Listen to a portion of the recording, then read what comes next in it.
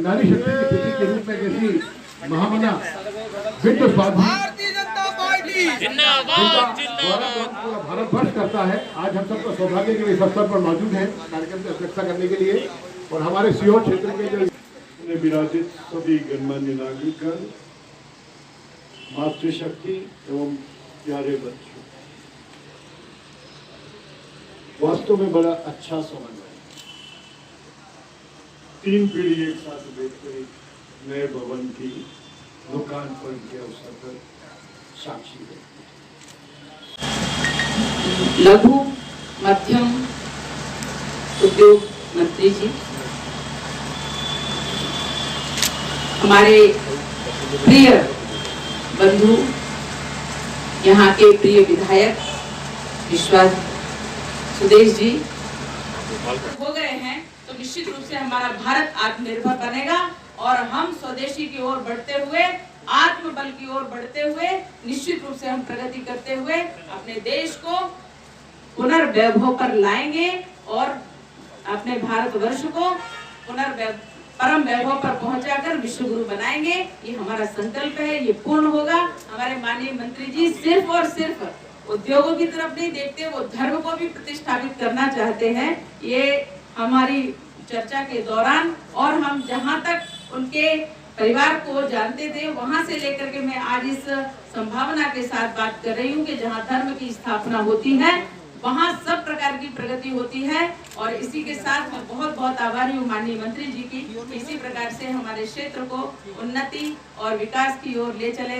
हम सब उनके साथ हैं। भारत माता की जय। वंदना। गार्मेंट का यूनिट लगाता है तो हम उसे सब्सिडी तो देंगे 50%, लेकिन साथ में जितने भी कर्मचारी लगाएंगे उनकी तनख्वाह का भी आधा हिस्सा हम 5 साल तक सरकार देगी। 3,000 से 5,000 रुपया देंगे। इसका मतलब आप समझेंगे 5 साल तक आपके सब खर्चे सरकार वहन कर रही है, लेकिन आपको काम सिर्फ ये पैदा करना है, रोजगार पैदा करना है। क्योंकि अभी तक केवल यही कंसेप्ट था, उद्योग मतलब बड़े बड़े लोग, बड़ी बातें। लेकिन आज मुझे गर्व है ये कहते हुए कि मध्य प्रदेश में MSME सबसे तेजी से चल रहा है। हमने अप्रैल में एक दिन में 1890 यूनिट एक दिन में हमने भूमि पूजन कराई और उसमें से 1500 प्रोडक्शन में आ गया अप्रैल से।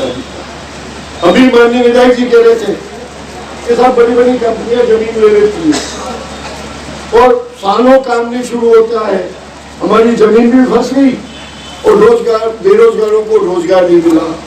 हम अभी जो नए नियम में ये बना दिया है कि 2 साल में अगर वो उद्योग नहीं चालू करेगा तो जमीन स्वतः कैंसिल हो जाएगी, विभाग के पास आ जाएगी। हम अनुदान भी देंगे लेकिन उसी को देंगे जो तुरंत काम करेगा। हम बात कर रहे हैं, अभी हमने जैसा तय किया विधायक जी और आप सब भेज के तय कर लें, जिस दिन आप बोलेंगे हम तुरंत 1 दिन का गोष्ठी करेंगे।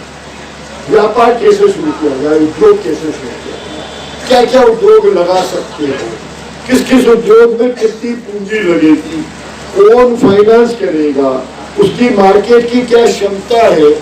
आप लोग जिस दिन तय करेंगे हमारी टीम आएगी और पूरा दिन भर की गोष्ठी चलेगी और आराम से सबको उसकी डिटेलिंग बताई जाएगी। केवल चाइना में होने लगा, चाइना से कैसे लोगों की भावना का परिवर्तन कराया और उस भावना को कैसे भारत की तरफ आकर्षित किया। आज कई देशों से कई लोग आ रहे हैं और मैं तो अभी कई बार, मेरी पिछले बार भी एक कार्यक्रम में मैं आया था जिले का किसी कार्यक्रम में, मुझे तब भी युवाओं से बात हो रही थी और अभी फिर हमारे माननीय विधायक जी कह रहे थे तो मैंने कहा आप एक तैयारी करिए। सबसे पहले 25 से 40 वर्ष के कम से कम 100-200 युवाओं को एक दिन इकट्ठा करने, मैं पूरी टीम भेजता हूँ और अगर मौका लगा तो मैं खुद भी आऊंगा, घंटे भर बैठूंगा। हमारे यहाँ के नौजवानों में बहुत शक्ति है, बहुत एंटरप्रेन्योरशिप भी है, पैसा भी है, अगर कमी है तो डायरेक्शन की कमी है, मार्गदर्शन की कमी है कि कैसे उद्योग लगाया जाए, कैसे सरकार की दी हुई जानकारियों का फायदा उठाया जाए। मुझे बड़ी खुशी होती है और बड़ा इस बात का दर्द भी है कि आज के इंटरनेट के जमाने में नौजवान जो मेरा ख्याल है औसत यहाँ बैठे हुए अगर मैं सबका हिसाब लगाऊंगा तो दिन में 2 घंटे मोबाइल में खोने वाले व्यक्ति, और वो ये कहे कि हमारे पास जानकारी की कमी है, तो थोड़ा सा ये लगता है जानकारी नहीं, इच्छा शक्ति की कमी है।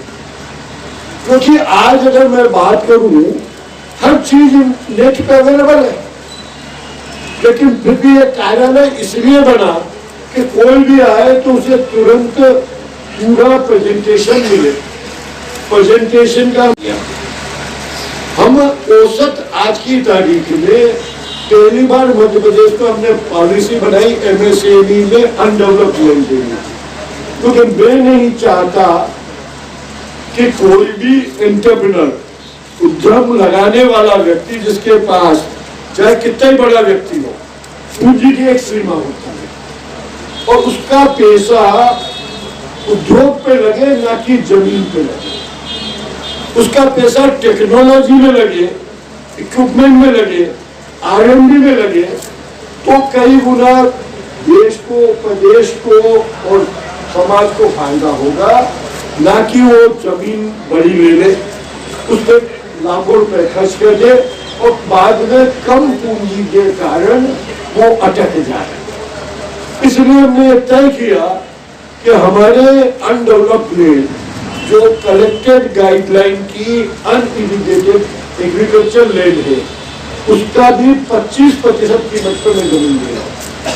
पहले तो सबसे कम जमीन की कीमत होती है एग्रीकल्चर, खेती की जमीन, और उसमें भी बिना सिंचित असिंचित भूमि, उसकी जमीन की कीमत और आधी होती है, और उसमें भी 75% में डिस्काउंट दे रहा हूँ। वो इसलिए दे रहे हैं कि हमारे माननीय मुख्यमंत्री जी की इच्छा है कि एक भी गांव ऐसा ना बचे, एक भी तहसील ब्लॉक ऐसा ना बचे जहां कुछ उद्योग ना लगे। जमीन हमने सस्ती दे दी, उसके बाद 40% हम अनुदान देते हैं हर उद्योग को, और फिर दीदी बेटी हमने बोल दिया मातृशक्ति की चर्चा करो, तो मैंने सोचा कि 10% अतिरिक्त डिस्काउंट कर दो। तो अगर महिलाओं की भी होगी और बैकवर्ड क्लास की होगी तो उसे 50%